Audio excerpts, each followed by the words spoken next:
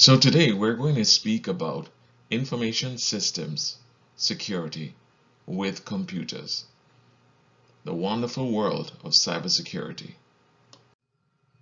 Now, what is cybersecurity? Cybersecurity is the practice of protecting systems, networks, and programs from digital attacks. These attacks are usually aimed at accessing, changing, or destroying sensitive information, extorting money from users, or interrupting normal business processes. Hackers are trying to get into your systems and networks right now, whether it is for fun or profit. These could be novice hackers who are looking for a shortcut to fame, or a group of organized criminals who work silently on the wire. These people don't make noise, but when their job is done, a business may be damaged beyond repair. The need for security. Well, we need to put the business needs first. We protect the organization's ability to function. It enables the safe operation of applications implemented on the organization's IT systems. It protects the data the organization uses and collects. It safeguards the technology assets in use at the organization. Now, when we're talking about the need for security, we're looking at threats and attacks, which may come in the form of botnets, or a distributed denial of service, hacking, malware, farming, phishing, ransomware, or spam. These are all threats. To protect an organization, we need to understand the need for security defense in depth. So as an example, we'll be using a castle. As seen in this picture, a castle has many layers.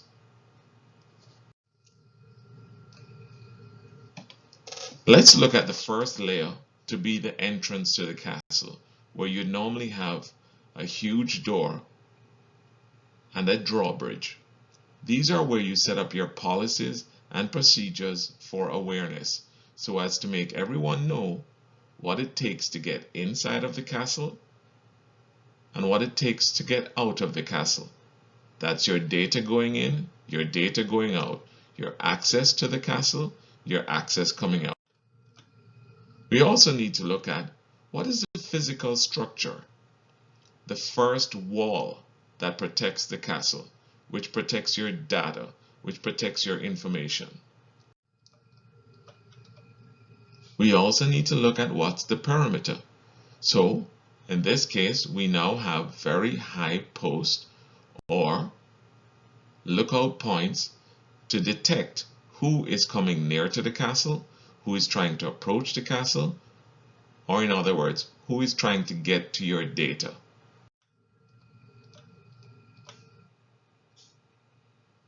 Now, your internal network are your streets in your castle and your different pathways.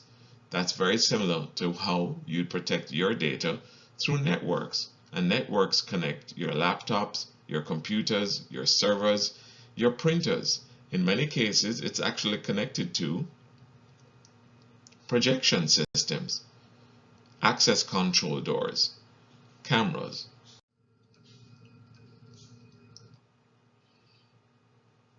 Then you'll have a host. That's your main area where your information is stored. In some companies, it's one location. In other companies, you can have different data storage locations, sometimes globally, sometimes within one region. And what are you trying to protect?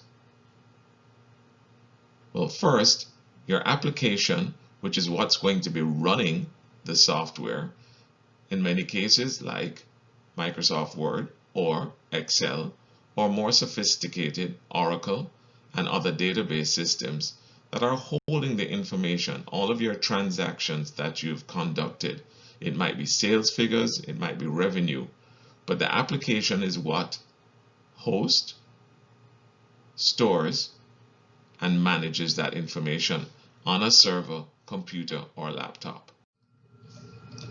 And of course, all of this is to protect your crown jewels or your primary data. Your crown jewels can come in many different forms, but it could be as simple as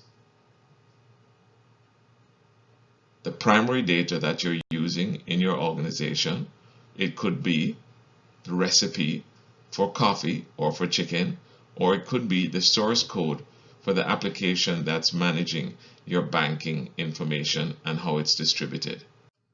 All of this are components that are used to protect your data.